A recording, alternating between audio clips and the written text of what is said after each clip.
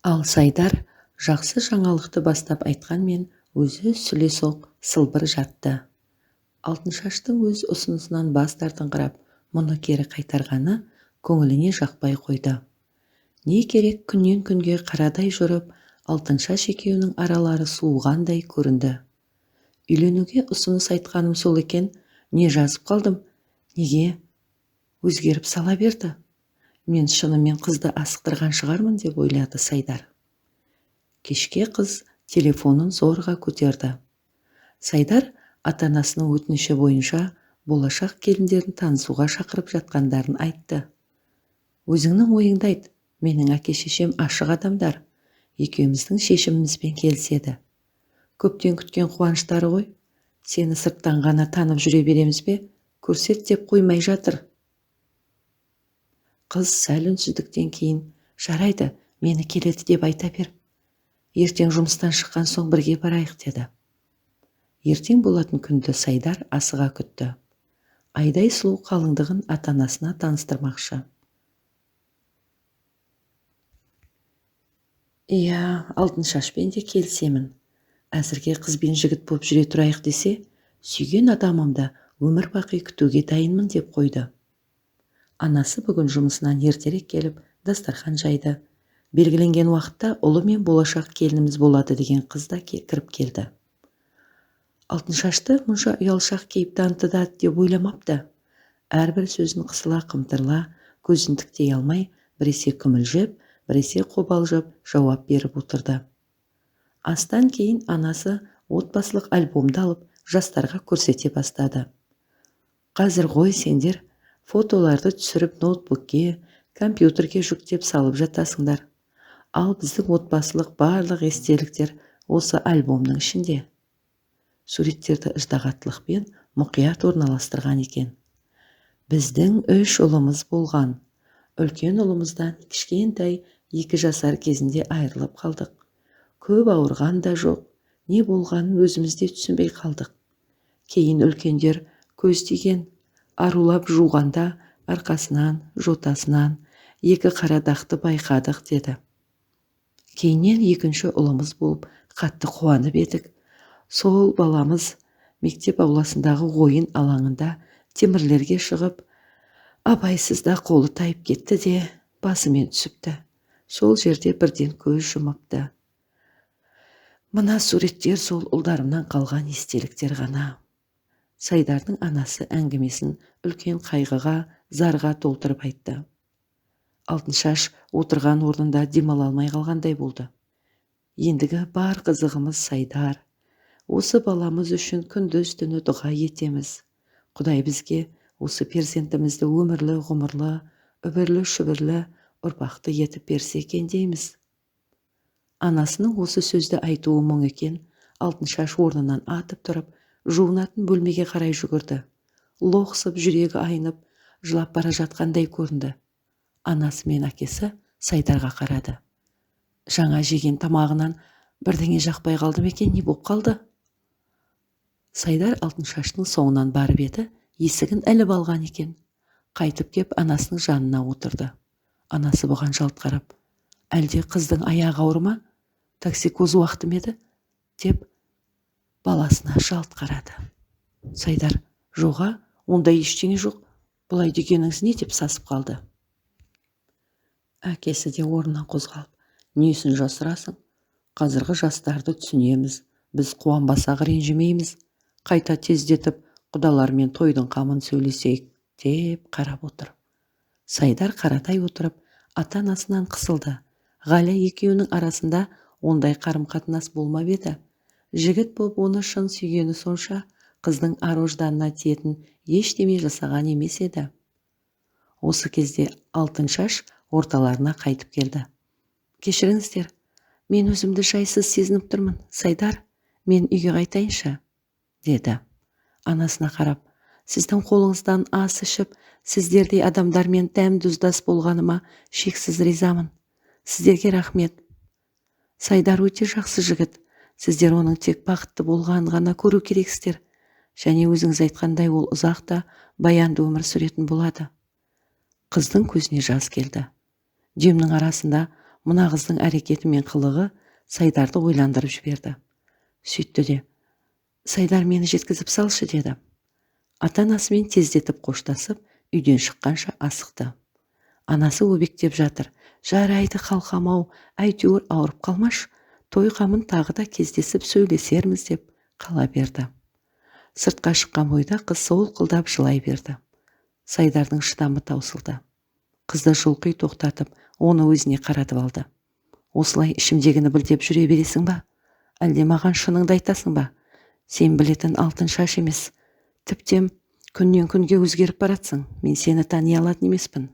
Сенің басыңда мен білмейтін бір жайттар болып жатыр ма? Маған дұрыстап жауап бер. Жаңа неге біздің үйде жүрегің айнады? Саған не болды?» «Неге дегенің не, жайшылық па?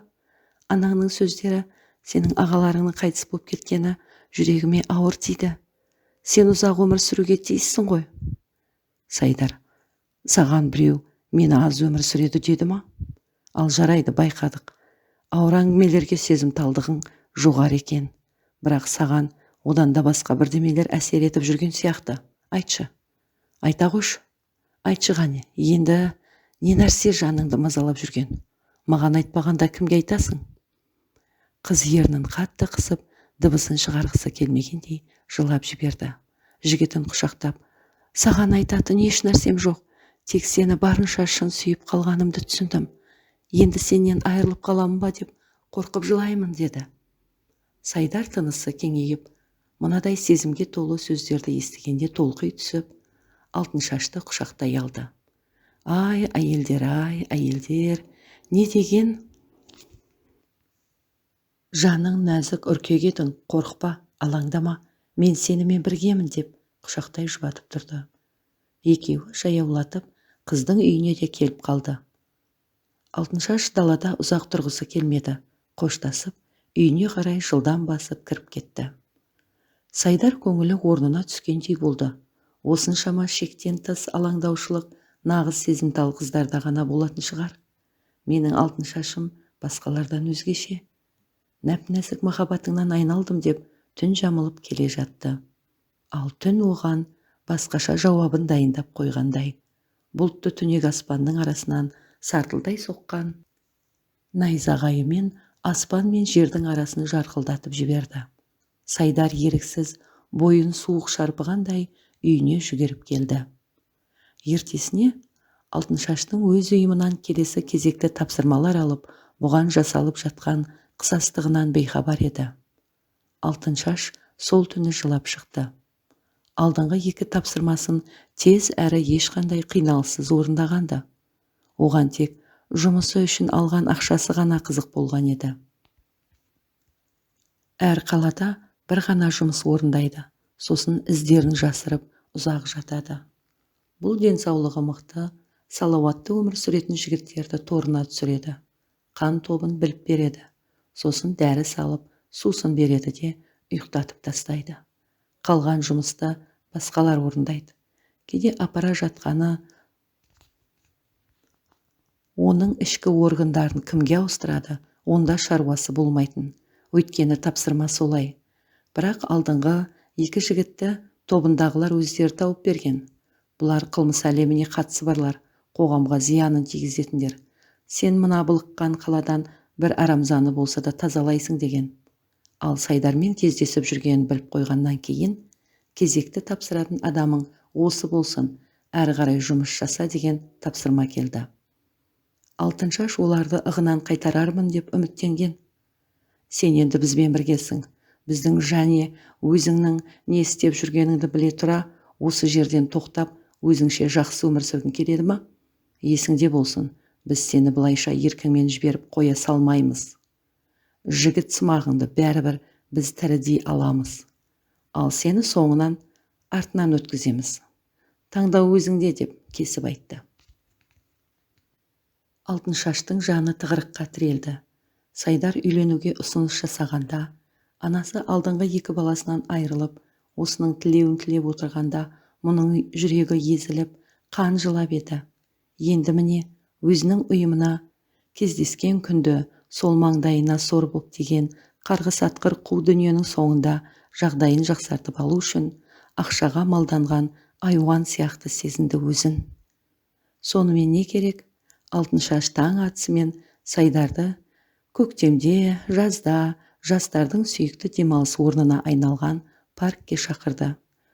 Мұнда таңертеңнен кешке дейін адамның қарасы үзілмейді. Таңғы уақытта жүгіруге, таңғы жаттығу жасап, дене сымбатымен, спортпен айналысатындар келсе, күндіз тыныстап демалғысы келетіндер, ал кешке жастар қол ұстасып серуендейтін, ойын-сауықтар ұйымдастыратын жерге айналған. Сайдар қызынан хабар тиген бойда осында жетіп келген. Алтыншаш сәл кешігіңкіреп келді. Көзі домбығып ісіп кеткен. Амандық саулықтан кейін әңгімесін бастай алмай ұзақ отырды. Тіптен неден бастарымды білмей отырмын. Қалай айтсам да, не жасасам да сенен де, Құдайдан да кешірім күтуге хақым жоқ. Сенімен бірге өткізген уақытыма еш өкінбеймін. Сен маған шын махаббатты көрсеттің, таза көңіліңді білдірдің. Негізі менің о бастағы ойым жаман болған жоқ. Тек кейіннен біздің топтың көзіне түсіп қалдық. Содан кейін олар сені өздерінің лас жолмен донорлыққа ішкі мүшелерді сататын адамдарының тізіміне қосуды тапсырды. Мен бас тартқым келген. Ол кезде өзімді де құртатындықтарын айтты. Сайдар орнынан атып тұрды. Сен не жатып тұрсың? Мынау айтып тұрғаның не әңгіме? Не боп кетті өзі? Тыңда. Сен кімсің сонда? Айтып тұрғаның не топ? Сенің жұмысың сонда сенің жұмысың донор болатындарды торға түсіру ме еді? Шай сөйлеш, аптықпашы. Олар бізді тыңдап, аңдып тұрып отыруы да мүмкін.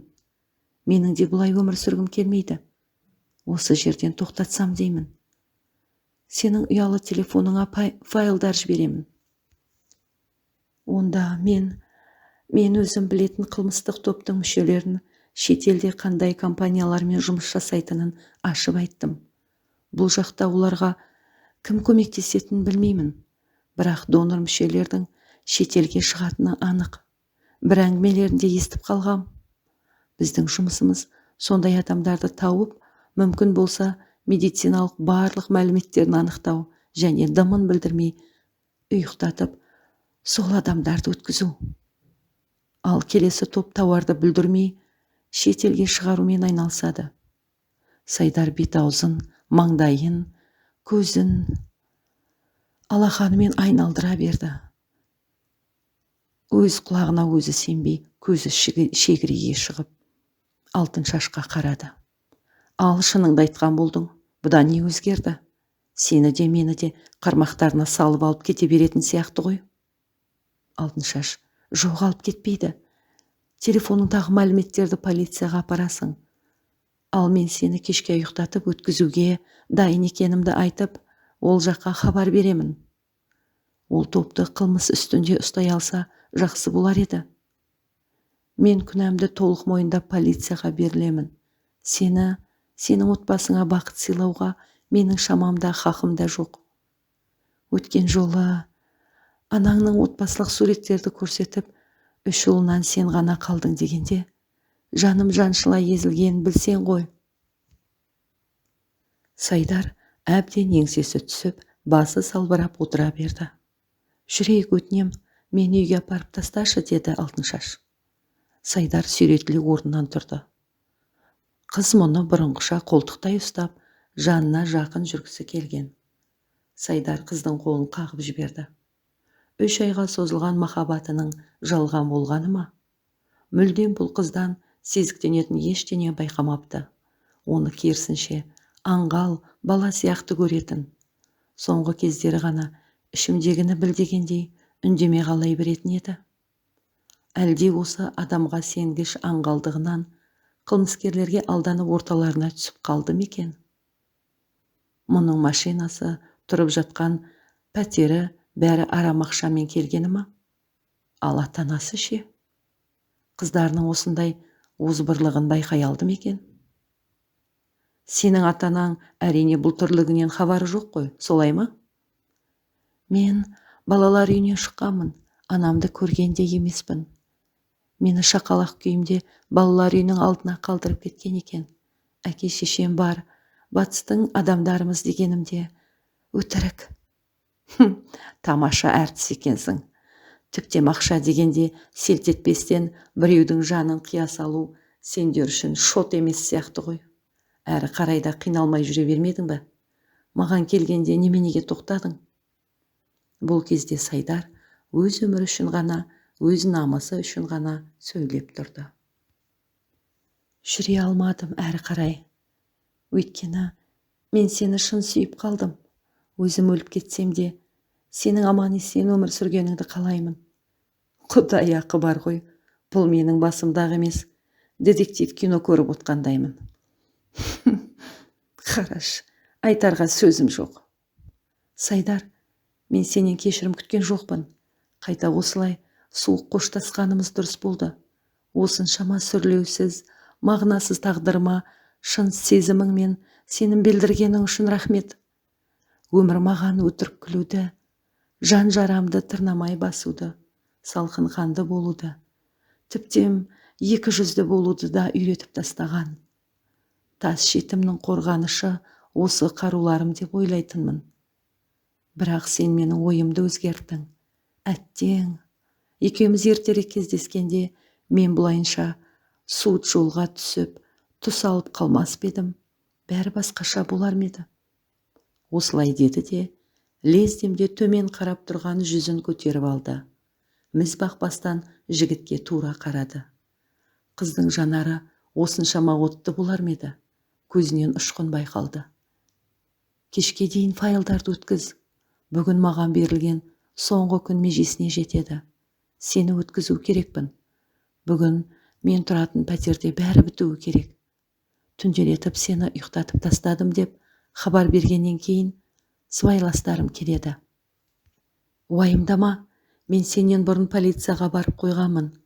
Сен тек арыз тастайсың да, олардың дайын сценариймен келесің. Бірақ абай бол.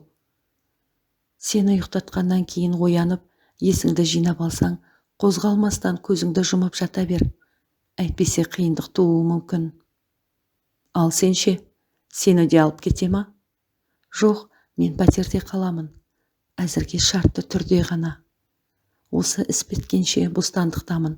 Әрі қарай жазамды өтеуге дайынмын. Сайдар қызға енді ғана аяушылық білдіргендей құшақтап алды. Неге біздер? Неге? Көзіне іркіліп жас келді.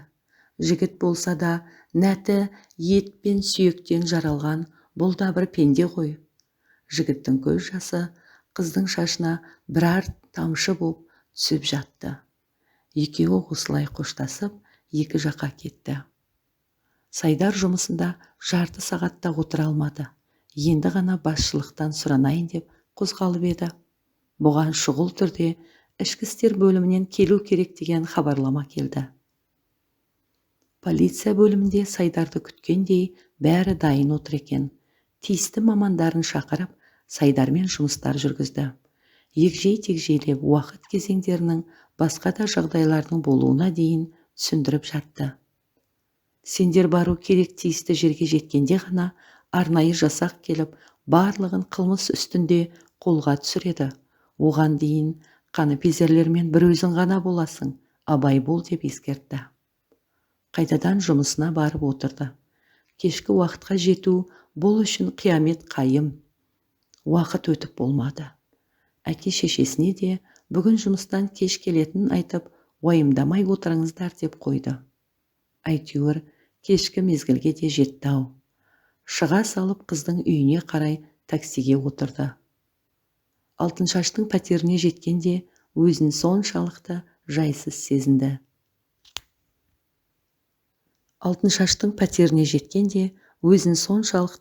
сезінді. Бұрынғыша сүйіктісіне асыға жететін, өзіне ыстық көрінетін пәтер емес. Құдды бір Әзірейілдің есігін қағып тұрғандай болды. Артынша қорғаушылары бар. Полиция аңдып тұр дегенмен, іші бір жайсыздықты байқағандай еді. Алтыншаш есікті ашты да, көзімен бір нәрселерді ымдағандай болды. Басқа артық қимыл жасамады. Келдің бе? Кір, ішке кіре бер. Жұмыстан кейін шаршаған шығарсың. Сусындар дайындап жіберейін. тіске басар әзірлейін. Дауысы дірілдеп шықты. Алтыншаштың кіреберісте ымдағанымен даусының өзгергенінен пәтерде басқа біреулер бар шығар деп ойлады. Ол ойы дұрыста еді. Я, дауысы дірілдеп тұр. Алтыншаштың кіреберісте ымдағанымен даусының өзгергенінен пәтерде басқа біреулер бар шығар деп ойлады. Ол ойы дұрыста еді. Дымын білдіргісі келмей, қонақ бөлмедегі диванға жайғасып отырғандай болды. Жатын бөлменің есігі жабық тұр. Алтыншаш сөйлей кірді. Міне тіске басар мен сусындар. Осыны ішіп алайық та, далаға серуендеп қайтайықшы. Бүгін жұмыста көп болды. Офисте отырып шаршадым, бой жазайық деді. Ендігі сөздері шынайы сияқты болып шықты. Алтыншаштың құбылмалы қалпын осы кезде байқады Сайдар. Қыз ұсынған сусынды да тауысып ішіп алды. Сусын мұздайлық қылған жоқ па? Бірде бежем алмадың ба әуелі? Сайдар сағатына қарап қойды. Бәрі тезірек бітсе екен деп тыпыршып қояды. Кірген бойда Алтыншаш неге бірден сусындар әкелді? Неге асығыс?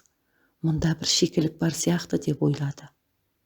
Екеуінің ойлары алай-дүлей болғанмен, шатты бұтты әр нәрсенің басын бір шалып, әңгімелескен болып отырды.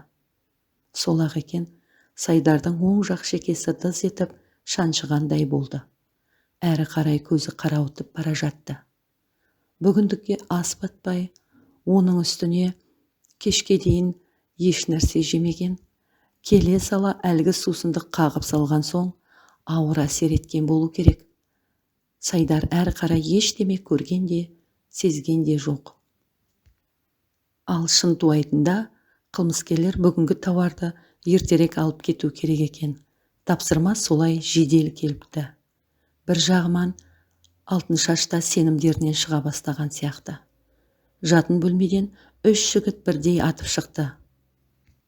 Тездетіп машинаны үйдің алдына әкелуін айтты да, Сайдарды сүйрете қолтықтап пәтерден алып шықты. Біреуі кідіріп, сен әзірге осында қал, артынан алып кетеміз деді.